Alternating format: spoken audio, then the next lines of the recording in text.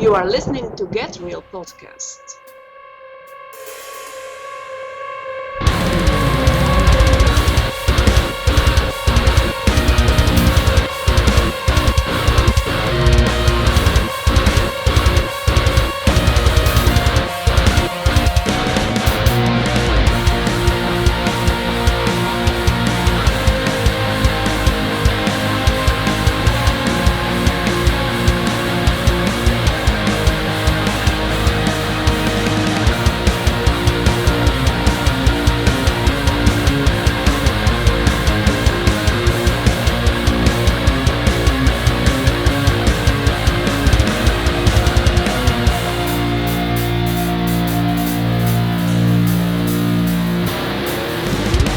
Dan, it's getting a little cozier here in the fishbowl. Yes, absolutely. We've got today a special guest in here with us, and we actually made room in here. We've got my son, Simeon. He is back from being overseas doing some stuff for his country. Simeon, how you doing, man? Oh, I'm not so bad. How about y'all? Doing good. Good to have you back, yeah. Yeah, good to have you back here. And we have, though you don't see him, my son, Stephen, who is working on engineering everything that we've got going on here. But it is still 2020. Shock. It's October 2020. The date today is October 11th. We still have a few more weeks of this crazy year to go. And it is still crazy out there. I've got some news headlines that I want to go over and we're going to talk about. So here we go. Headline number one. This comes from BBC News and it was on 2 September 2020. The FBI is investigating reports that a guy in a jetpack was seen by pilots flying near Los Angeles LAX airport nearby when planes were landing. The incident, which was recorded by air traffic controllers, happened on Sunday evening and was witnessed by pilots on two separate planes. The apparent culprit was seen flying at an elevation of, guess how many feet? 30,000? 3,000 feet. Oh, 3,000. 3,000 feet in a jetpack. Wow. Simeon, did you know that we could do that at 3,000 feet? I didn't know they went above 40 feet. Yeah, you see them on YouTube just kind of. Yeah, you do. I had no idea that we had anything at 3,000 feet. Here's a transcript of the tower transmission. Tower, American 1997. We just passed a guy in a jetpack. The pilot of the airline's flight 1997 from Philadelphia told officials in the control tower as he approached LAX around 1830 local time. That's funny, man. You know that's got to be kind of a monotonous job, so that you're doing air traffic control and all the like jargon, you know. And then every once in a while, there's like, yeah, there's Frosty the Snowman on your 12, you know, just something wild happens and it brightens everybody's day. But a jetpack at 3,000 feet. Now, not only were there one of them sighted, but there were two at 3,000 feet sighted. Do they think it was like billionaire horseplay or something nefarious? I have no idea. There has been no follow-up. They really haven't been able to find the guy. I've seen some follow-up that the FBI kind of pinpointed where this guy was at or these two guys were at, but they can't find him. So here is the $64,000 question. Simeon, where you been? Simeon? Okay. Yeah, what were you doing on the night, Sunday night before September 2nd? Have any hobbies, buddy? Staying 3K and below. So here's the $64,000 question. How many Taco Bell chorizo gorditas would Simeon need to eat to achieve 3,000 feet? I'd probably say about one for every 1,000 feet. Strange things in the skies. And I was wondering yesterday if this was what Jesus was talking about in Luke 21:11 when he said to his disciples about the signs of his coming, that there would be fearful sights and great signs from the heavens. Was Jesus seeing two guys at 3,000 feet in a jetpack at that time? Simeon, do you think that's what that was about? I think that's referring more to what occurs in nature and not so much by what man does himself. Well, you know what? On my 40th birthday, we have a friend in common, Mike. And he wanted to kind of surprise me, so he rented a Star Wars Chewbacca full-fledged outfit.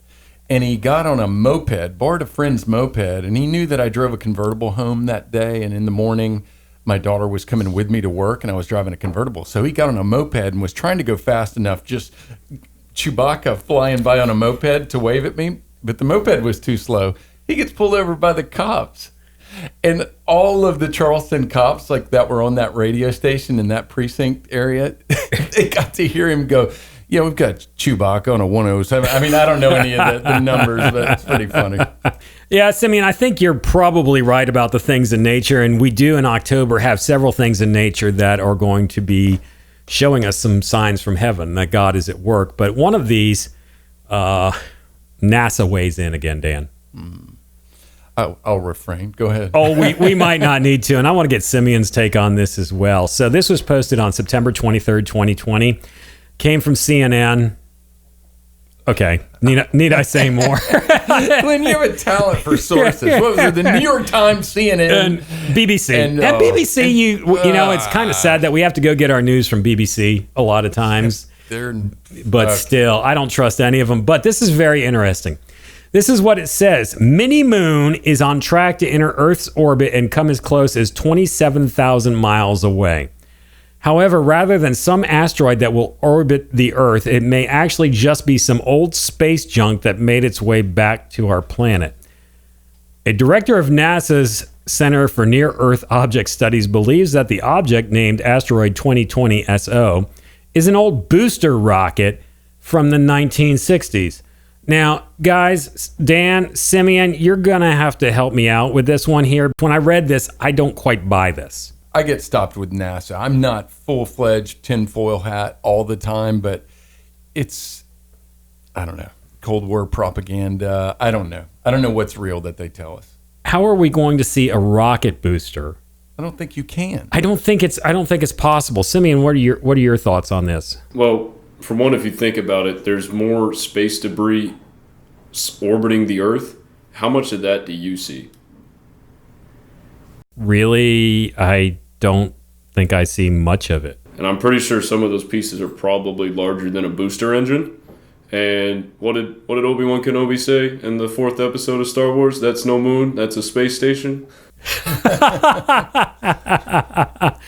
Yeah, that's very well put. That's no moon, that's a space. It's the Death Star. I've come to the conclusion that it's the Death Star. It's got to be the Death Star. But think about this. There's always been things that have been entering our orbit, new stars, different things, possibly maybe some different planets that have not been stated. Because you go back and you take a look at what was it that the Magi were following? Was it space junk? I can see them going to King Herod. All right. Hey, Herod, no, that's no star. That's just space junk up there. It was like Elisha in a jetpack.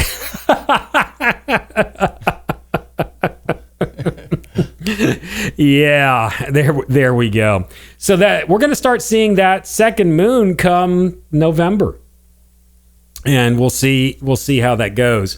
Now, the next thing that I find very interesting, and this is kind of what I want to dwell on today, is we're going to have 2 full moons in the month of Rocktober. 2 full moons. And the second moon during the month of October, or the second moon during any month, is always referred to as a blue moon. You've all heard that saying, once in a blue moon. Right, Simeon, you've heard that, once in a blue moon? Once or twice. Yeah, it means something that rarely happens. It's a very rare occasion that things happen. So this came from our own Channel 4 in Charleston. Go ahead, Dan. How rare is it? Like, is it something every 10 years, 20 years, 2 years? What? They occur every 32 months. Okay. So it's rare. Yeah, but not like. But what's going to be happening with this blue moon this month of October is going to be very rare. Because the blue moon that we're going to have is going to be on Halloween. Weird. Isn't that weird? And what makes that very unusual is the last time that a blue moon was seen across every time zone in the United States on Halloween was in 1944. So, God is sending us a sign. Simeon, you're a history buff. What was going on in 1944? That was bringing about the end of World War II with Germany around that timeline, pretty soon after with Japan. Exactly. We were at war, and we were at war in 1944 with fascism. Dan, what are we at war with right now? Yeah. We're at war with fascism. Really? I Yeah. mean, it sounds like they scream about fascism. I don't know. where it is. Fascism is the way of the serpent.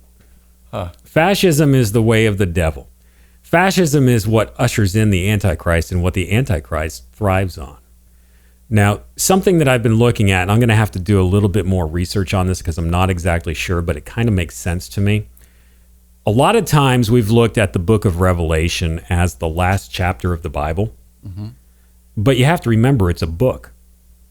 It was a book in and of itself. So when you look at the time frame of things, where it talks about the dragon that took 1/3 of the stars out of the heaven, and it talks about the woman that bore the child, well, that's the gospel story. That's the story of the fall of Satan and the gospel story. That we know that's all happened in the past. That is not going to happen in the future.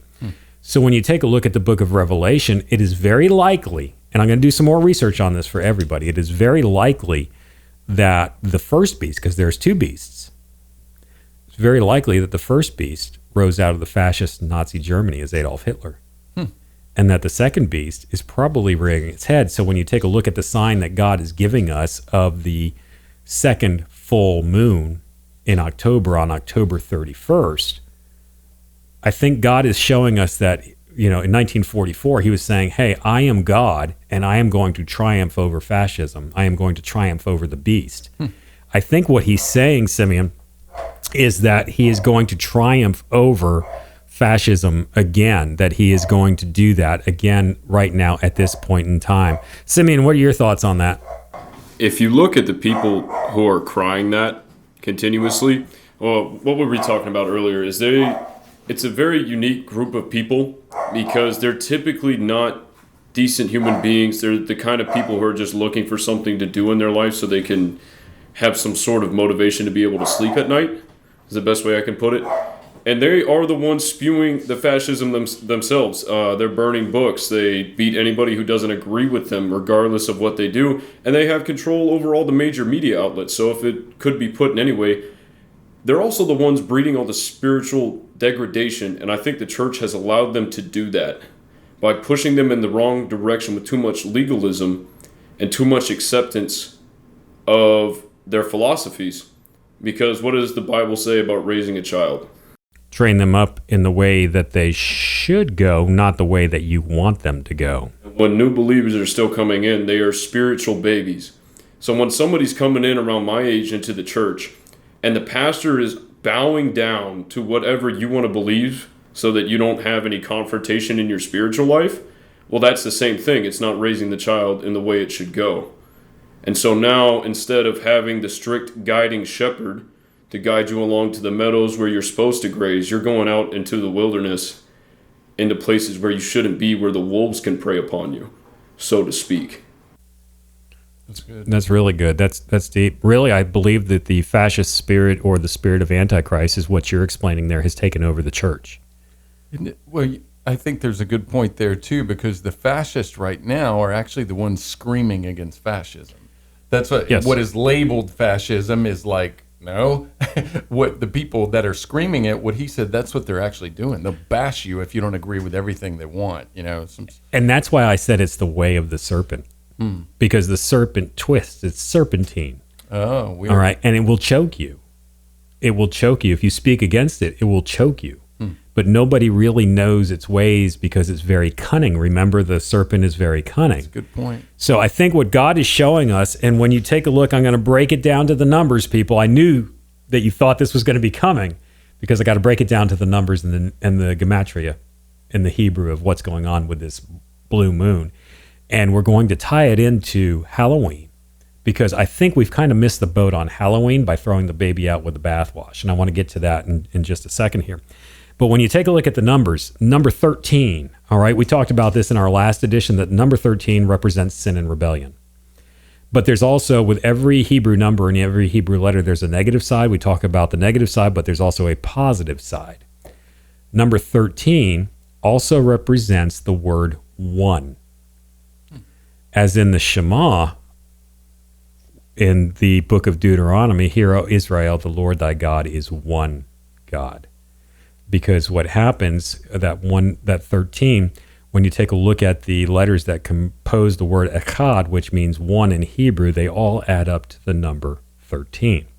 Now, where it gets even more interesting is take a look at the numbers. You have the 13th moon of the year, okay, which they're only supposed to have 12. You have 13, and that number represents 1 on the 31st, which is a perversion of 13 or a reversal of 13 on the 31st. It's a mirror image of it. And what becomes very interesting about that, when you see the moons are always a sign for Israel. The sun for us, the Gentiles, and the moon for Israel. And when you see signs in the moon, it's for Israel. So when we see that moon, the 13th, God is saying, I am the one God. I am going to have victory over what's coming.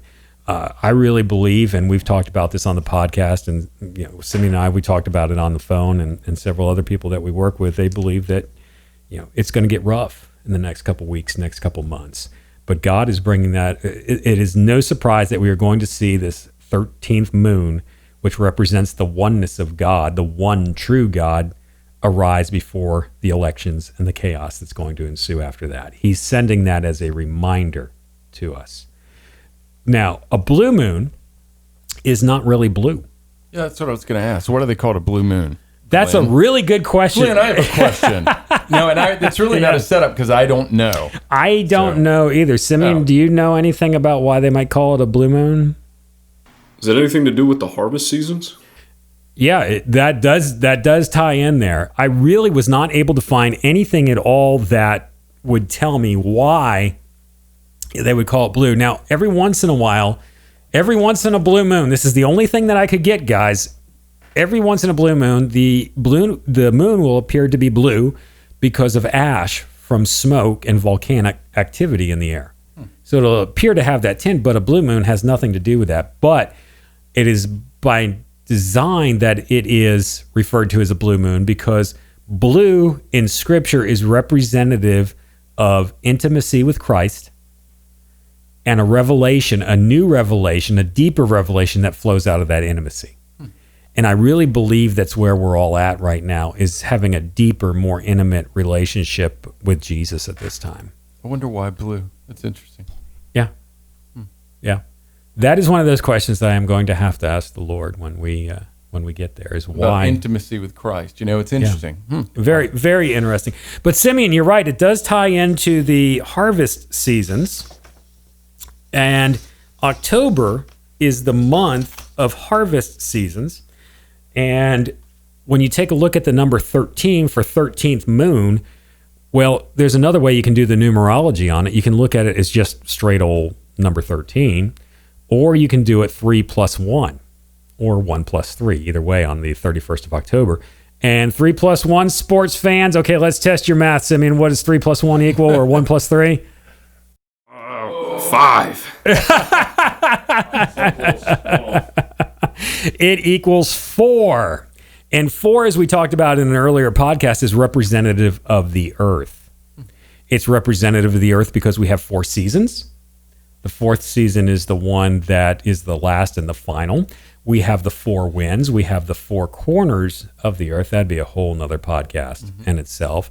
But that's what it represents, is it represents the earth and what the earth brings forth. So what the earth brings forth is Simeon, you said it has to do with harvest season. Harvest season, okay? And Neil Young wrote a great song about the first full moon in October called Harvest Moon. Remember that one, Dan? Mm-hmm. So the first full moon of October is the harvest moon. We know, based upon the Hebrew calendar, that every month begins with a crescent moon, and then you have the full moon in October, which represents completion, or the full moon at the end of every month, which represents the end of the month. So months begin with a crescent moon, and then the completion, the final moon, representing finality and completion, is the full moon. And in October, it's referred to as the harvest moon, because before electricity was invented, the farmers had to harvest their crops in the darkness. And the only light that they had was from the full moon, or the harvest moon of October. So that's why it's called a harvest moon. But here's what's interesting about the final harvest of the year, is that it was the most bountiful and plentiful. So the harvesting that occurred at the end was in the darkness of night was the most plentiful. So what does Scripture tell us about the final harvest? Interesting. Okay. When you take a look at Isaiah chapter 60, verses 1 through 2, you get, "Arise, shine, for thy light is come, and the glory of the Lord is risen upon thee. For the darkness has covered the earth, and the gross darkness the people." So we have two layers of darkness in Isaiah chapter 60, verses 1 through 2. Reminds me of a TV show. I'm not sure. Yeah, we did a show called Arise and Shine. As a matter of fact, the first edition that we did of it, I still have it on videotape. You can hear this guy that's on camera right now crying in the background because he was born just a month before we started filming that. So total blast from the past. So what God is showing us with this full moon, both the harvest moon and the blue moon in October, he's showing us that he is the Lord of the harvest. And that the greatest harvest is going to be in the darkness when absolute chaos is going on. And I believe that's where we're going right now when we see these signs in the heavens. God is showing us very specific things at this time. I wish I could disagree, and I totally do agree with you that we're going into darkness, and that resonates, that a lot of people will be saved. Yeah. There will be a big harvest. Big harvest. So what I want to do is let's talk about Halloween. Why Halloween? Why is God showing us this blue moon on the night of Halloween? Simeon, I'm going to toss it over to you. Do you have any thoughts on that? There are no right or wrong answers to this. I just want to see what you have to say about this. Why do you think God is showing this on Halloween? If you think about it, it's the one socially acceptable, openly known to be pagan holiday on the calendar that is not totally associated these days with witchcraft, as it probably was in the past. It being in the past a church holiday known as All Hallows Eve, born out of legalism, and I believe the Catholic Church sometime around the 13th or 14th century. And then it became a more twisted version, I think, as America started to get along, or it was sometime shortly after the creation of the holiday, where it became a more joyful thing and more of a celebration and less of a solemn reminder of one's sins in the year approaching the harvest month, when the most bountiful harvest would come, which would make sense for the remembering of all one's sins during the year and the great cleansing to come. Simeon, though I did not give you the script before we got in here or any of the notes, he hit upon a lot of the things that I wanted to talk about. Keep the camera over here. You're just going to keep the camera over on Simeon and do that. Yes, Simeon, you are correct. Hey, speaking of twisted, you're not going as the sexy nurse again this Halloween.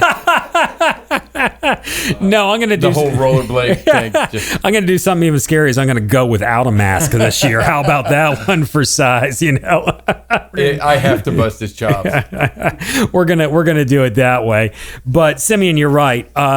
Halloween really means All Hallows Eve, and hallow means to make sacred or make holy. And we see that in Scripture when Jesus teaches us how to pray.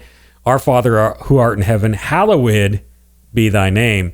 And it was Pope Gregory, number 3, that consecrated that night as the night before All Saints' Day. November 1st is All Saints' Day. And that is the celebration. And this is before...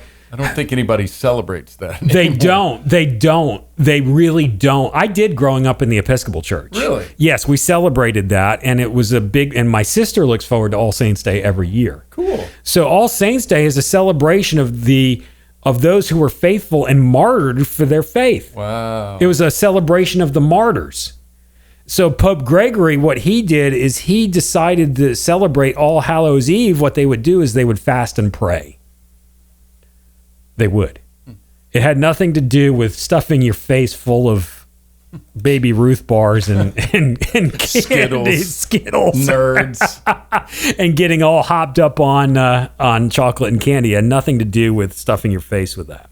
So let's hop aboard the Logotron and find the logos. You want to hop aboard the Logotron, guys? You want to do that, Simi? You ready for a ride on the Logotron? Choo-choo.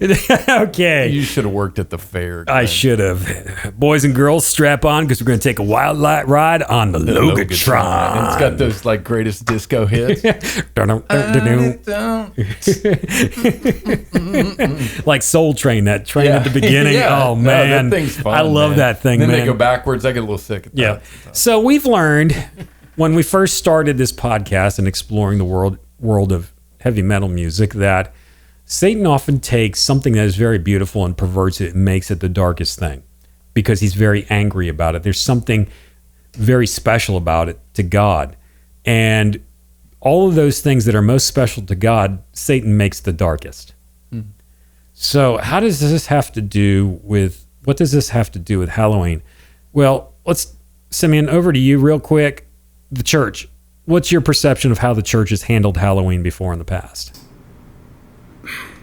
These days, they know they can't get rid of it, so they just twist it into their friendly version, which they seem to be doing with just about everything. So instead of laying a rod down, not to divulge too much into legalism, but I think out of fear of legalism, it's become too lax. There's too much acceptance of certain things.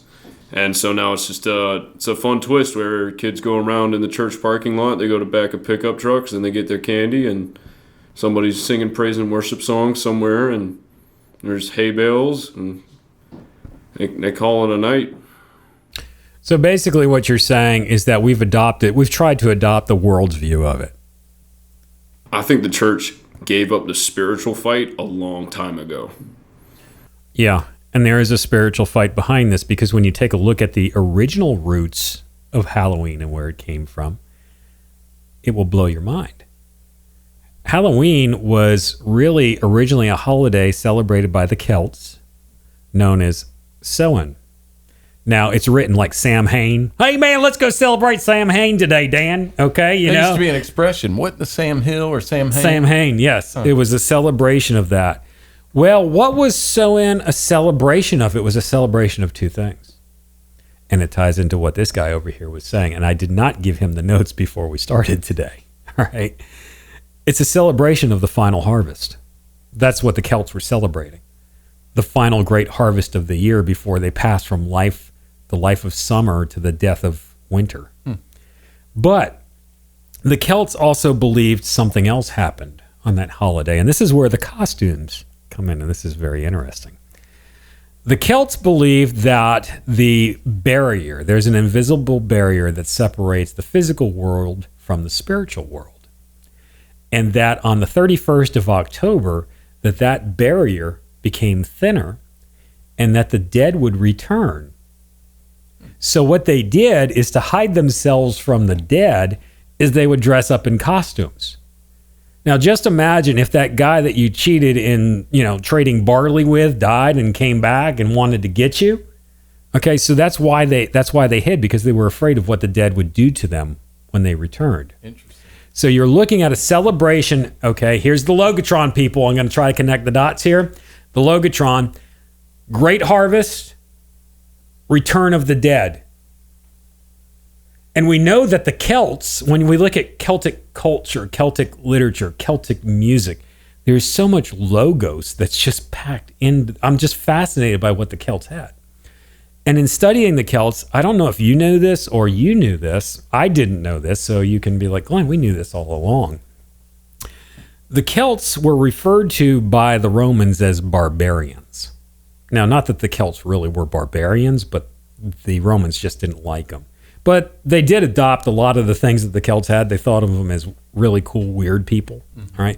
And it was Julius Caesar. It was Julius Caesar that started to persecute and go to conquer the Celts. Well, in Roman, they would refer to the Celts as the Galli. The people of the salt. The people of the salt. Yes, the Galli. And Golly gee. Golly gee. My producer over there was just telling us we need to wrap up. We're almost done, so we're gonna hold on to here. We're gonna talk about the Galli. We're good on time right now. But the Galli, there were certain Galli that settled in Turkey. Do you know who they became? There's a whole book to them, a whole epistle to them in the scripture. They became the Galatians. So the fired up Galatian church were redeemed Celts. All that logos, when Paul preached the gospel to them and the gospel went out, they're like, oh, wow, we understand harvest. We understand return of the dead, i.e. resurrection of the dead. We understand that.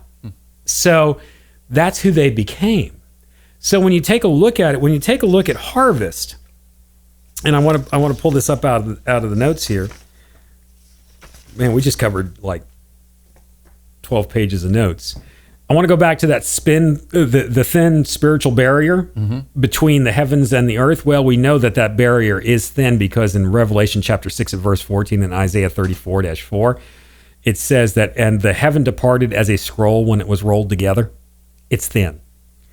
And Isaiah 34:4, it says, and the host of heaven shall be dissolved and the heavens shall be rolled together as a scroll. And at that time of the Lord's return, what it speaks of in Isaiah and the book of Revelation is that dissipation of that barrier between the spiritual and the physical. And we know that when the Lord returns for the millennial reign, when David reigns, that barrier is going to be gone. Wow. There will be a new heaven and a new earth at that time. So that barrier is gone. So the Celts were correct. There is going to be a thinning of the barrier. The return of the dead. Yeah, John writes about this in his gospel. All right. It says, marvel not at this, for the hour is coming in which all that are in the graves shall hear his voice and shall come forth, they that have done good unto the resurrection of life, and they that have done evil unto the resurrection of damnation is what it says right there. So you have that right there, what it says about the return of the dead. And it also says in the scripture that at the last trumpet, the angels will gather all of the elect from the how many corners of the earth? From the four corners of the earth, 3 plus 1, 13, 31. 3 plus 1. So what you're looking at is, I believe, and you can agree with me, you can disagree with me, our listeners can agree, disagree, they can email us and we can discuss this further. I believe that what Halloween or Samhain was originally intended to celebrate from scattered shards of logos was that the day that the Lord will return of that great harvest in the end times. Interesting. I really think that. Simeon, your thoughts on that? Does that resound in you? I'd buy that. You buy that? Well, I think it's really interesting to me that there is a lot to fear, and how these Celts, they're looking at the sky clock, they're fascinated by the solstices, by the moons, all the different things that God made. And like what you were talking about, Satan didn't create anything. All he can do is pervert. So that order was there to reflect God's doings, God's order, God's arrangement, all of it. So to misinterpret it was natural, but at least there's that inner drawing towards dread, right? The dread of the dead, or the rising of the dead, or anything from the other side terrifies our socks off. I don't know if Celts wore socks for a fact. That's a good question. I don't, but we'll do a deep dive on that. We will. Did Celts wear socks? No, but think about it. It's amazing to me because God was doing things in them, and then eventually the gospel came to the Celts. And then the Celts migrated. They went from the salt mines. I know a lot about the Celts thanks to Dan Carlin with hardcore history. I love that. Right. It's a good one about the Celts. And he talked about how the Romans were fascinated. They were kind of like rock and roll, punk rock, biker gang. Like, they were tough, they were wild, they were scary. Their women could fight. They had very pale skin and light hair, either red hair or blonde hair. And then they had all this blue paint, kind of like on the movies. And, excuse me, they were known to be fierce warriors, and they could be almost fighting with nothing on when it's freezing cold outside. And a lot of where they got a lot of their vigor from was salt. Salt is a very important nutrient. And this whole book that I read about salt was, it talked about a time when it was as important or more important than oil is now. And Wow. so it's weird to think of the value system of a whole planet being that different. Yes. But salt was like, it was like refrigeration. It was a preservative. It also, if you've ever gotten dehydrated and you start feeling the lethargy involved with not having enough salts in you, I think whole cultures were like that, and they found salt and they felt invigorated. So words like salacious, salary, almost anything with a sal in it, salud, health, almost anything that you could think of, especially with the Latin root, is going to be a derivative of the understanding of how important salt was. So a little nerdery. Yeah. But that's Dan, interesting. Dan, you're worth your salt. Thanks, Glenn. You know You're what? worth your weight in salt for that. Thank you very much. So, Simeon, going back to what you were saying, is what's happened, I believe, with the church is we've kind of missed the boat with how we should look at Halloween instead of, hey, let's turn this back into a Christian holiday and try to world it. You know what I'm saying? Mm-hmm. Let's have the hay bales and let's do all that and do trunk or treat while everybody comes to church dressed as witches and goblins. That just doesn't fly. But let's do the deep dive and not be afraid of it. Where did this come from and why is this showing us what it's showing? What is God showing us at this time? And think about this. We just got done with several of the most high Jewish holidays in the month of September moving into October. And each of those represents the unfolding of the return of Christ from the beginning of the tribulation to the great tribulation to his return and the millennial reign. So it makes sense that when you take a look just at the sky clock and the calendars, that the 31st of October would typify the resurrection of the dead and the harvest of the resurrection of the dead by the angels from the four corners, bringing all of the elect together to stand before God in judgment. Wow. Just think about that for a minute. Yeah, that's heavy. So I think that we've really missed it, but 2020 is whack. It's crazy. Not since 1944 have we had a blue moon on Halloween. Not since 1944 when we were fighting fascism to begin with. Simeon, do you have any closing thoughts for us today? If you think about the showing of the two blue moons, if that's to be a sign of the final harvest and the absolute power of God, it comes in two, so there's no doubt, comes on Halloween, and he said in the book of Revelation he would shake the four corners of the earth. And if you think about how the devil would probably view Halloween, is that is a spot for him. That is his secure base and stronghold. What a reminder of who's in charge, and then to come on that day and kick in the door like Macho Man Randy Savage and go, don't forget, bud, I pay the rent here and I keep the lights on. Your time's coming up soon. That lease is almost out. Don't forget about that. Yeah, you're absolutely right. And God is very good at kicking Satan in the teeth. And that blue moon, I really believe it is what you just said, Simeon. God's saying, I am one. I am the one true God. Satan, you took this holiday and you perverted it, but it's mine, and I'm taking it back. Yeah. I'm taking it back. So prayer and fasting, I really encourage that. That's the way it was celebrated. It was celebrated to commemorate the martyrs by the early Catholic Church and All Saints Day. So remember that. Hey, if anybody out there has any questions about anything that we talked about, I know that was a deep dive jump. I've got like moons spinning around my head right now. Dan, you've been mooned. I had another thought. When Paul came across, I forget who he came across who was possessed by the demon, and the disciples asked, no, it was Jesus. And they asked Jesus why they couldn't cast the demon out in his name, and he said this one only comes out by prayer and fasting. So if it's a spirit we're dealing with of fascism throughout the country, wouldn't the answer be the same and be appropriate to this situation? That verse has always perplexed me, Simeon, because I couldn't tell whether or not it's talking about this kind goeth out, whether it's talking about faith or whether it's talking about the demon. And I've asked people that were theologically trained, I was like, is that scripture? If you look at it and do a deep dive on it, it's not exactly really easy to tell. Which is it talking about the faith going out? Or is it talking about the demon spirit actually going out? That's a good question. That's a good point. And I don't think prayer and fasting would hurt. No, not at all. I really believe that is what God is calling us to do right now. If we humble ourselves before the Lord and seek his face and repent of our wicked ways, he will heal our land. And we talked about that with the patterns edition that we did, the patterns in the divine intercession, that if we did humble ourselves, maybe God pre-adventure would give us a little bit more time. You looked at me when you said wicked ways. I don't know if I feel comfortable with this. Putting you on the spot there, brother. But yeah, if you have any questions about anything that we talked about today, reach out to us at lithoscry, LITHOSCRY @gmail.com. Check out our website at lithoscry.com. And hey, I want to thank all of our YouTube viewers that we have.